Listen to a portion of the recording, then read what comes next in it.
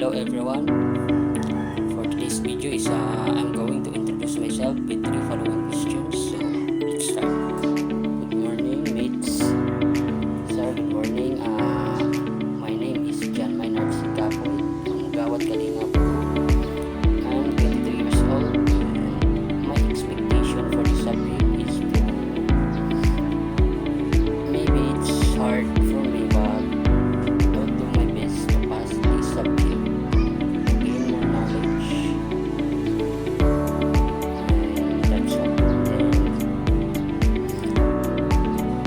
first question is, in my own word, what is contemporary world? So, for me, contemporary world refers to the present time and events, issues, changes, and developments happening around the world. And it shows how countries, peoples, cultures, economies, and technologies are connected. Second question is one global issue that interests me. So, one global issue that interests me is climate change, because it affects people, families, communities through extreme heat, storms, and flooding. It reminds us to protect and care for the environment. Last question is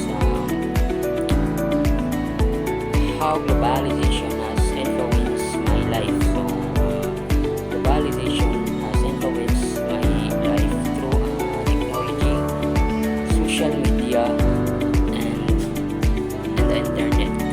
It helps me communicate with people, learn about other cultures and access information. As a criminology student, it also helps me understand globalization, things like cybercrime,